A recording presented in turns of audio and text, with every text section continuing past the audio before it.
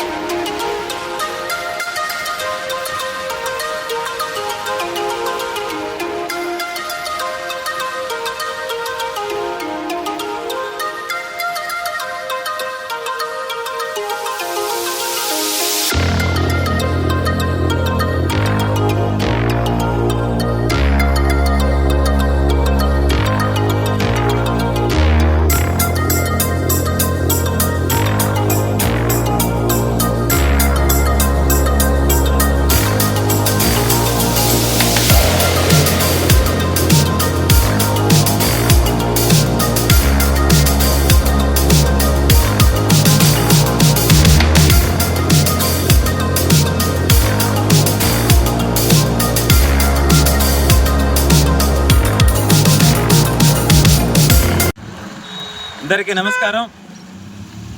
నా పేరు బొబ్బేపల్లి సురేష్ నాయుడు, సర్వేపల్లి నియోజకవర్గ జనసేన పార్టీ సమన్వయకర్త. సర్వేపల్లి నియోజకవర్గం, సర్వేపల్లి హెడ్ క్వార్టర్, సర్వేపల్లి గ్రామం అంటే మొదట ఉపరాష్ట్రపతి, రెండవ రాష్ట్రపతి సర్వేపల్లి రాధాకృష్ణన్ గారి పూర్వీకులు, వాళ్ళ తల్లిదండ్రులు ఉన్నటువంటి గ్రామం ఈ సర్వేపల్లి గ్రామం. ఇటు ఎంట్రన్స్లో ఆంజనేయ స్వామి గుడి దగ్గర నుంచి ఊరి ఎంట్రన్స్ పెట్రోల్ బంక్ దగ్గర వరకు కూడా రోడ్డుకి ఇరువైపులా ఒకవైపు చూస్తే ప్లాస్టిక్ వ్యర్థాలను తీసుకొచ్చి రోడ్డు ఎమ్మటేసి ఇక్కడే తగలబెడతారా? దీనివల్ల ఎంత పొల్యూషనో తెలుసా మీకు? ఒకవైపు చూస్తే మెడికల్ వ్యర్థాలు, మొన్న ముత్తుకూరు, పంటపాలెం అక్కడ కూడా మేము పోయి చూసి యుద్ధం చేసాం. మళ్ళీ ఈరోజు చూస్తే ఈ సర్వేపల్లిలో కూడా, సర్వేపల్లి గ్రామంలో రోడ్డు అంచనా వాడేసినటువంటి సిరంజన్లు, ఇంజక్షన్లు, ఎక్స్పైర్ అయిపోయినట్టు మందులు ఇవన్నీ కూడా రోడ్డు ఎమ్మటేస్తున్నారు. ఎందుకయా ఇది? ఏం చేయాలనుకో ఉండారు? గ్రామాలని, పచ్చని పల్లెలని పర్యావరణం నుంచి కాపాడాల్సింది పోయి వైద్యాన్ని అందించే డాక్టర్లే మీ స్వార్థాల కోసం ఈ విధంగా రోడ్లు ఎమ్మటేసి కాల్ చేస్తారా, తగలబెడతారా? దీనివల్ల ఎంత అనారోగ్యాలు పాలైపోతారో తెలుసా ప్రజలు? మీకు అంత మాత్రం జ్ఞానం లేదా? మీరు అన్నమే కదా తినేది. మన పల్లెలను మనం కాపాడుకోవాల్సిన బాధ్యత అందరి మీద ఉంది. కాబట్టి గ్రామాలలో ఉన్నటువంటి వ్యాపారస్తులు కావచ్చు, హోటల్ మేనేజ్మెంట్ చేసేవాళ్ళు కావచ్చు, కోళ్ళ వ్యాపారాలు చేసేవాళ్ళు కావచ్చు, మెడికల్ హాస్పిటల్కి సంబంధించినటువంటి ఆర్ఎంపీ డాక్టర్లు కావచ్చు, ఎవరైనా సరే ఒక్కసారి మానవత్వంతో మీరు ఆలోచించి ప్లాస్టిక్ వ్యర్థాలను, మెడికల్ వ్యర్థాలను రోడ్లెమ్మట వేయబాకండియా. మూగజవాళ్ళు తిరిగేది అవి తిని ఇవి ప్రాణాలు పోయి ఈ నీళ్ళలో కలిసి ఈ నీళ్లు తాగి పొల్యూట్ అయిపోయి ఈ గాలిలో మీరు కాల్చి తగలబెట్టడం వల్ల అది పొల్యూట్ అయిపోయి ప్రజలకు ఈరోజు క్యాన్సర్ లాంటి రోగాలు వచ్చి ప్రాణాలు పోగొట్టుకునేటువంటి పరిస్థితి. ఒక్కసారి మానవత్వంతో ఆలోచించి మన పరిసరాలని మనమే కాపాడుకోవాలా. ఇది ఎక్కడో నేర్పిరయ్యా.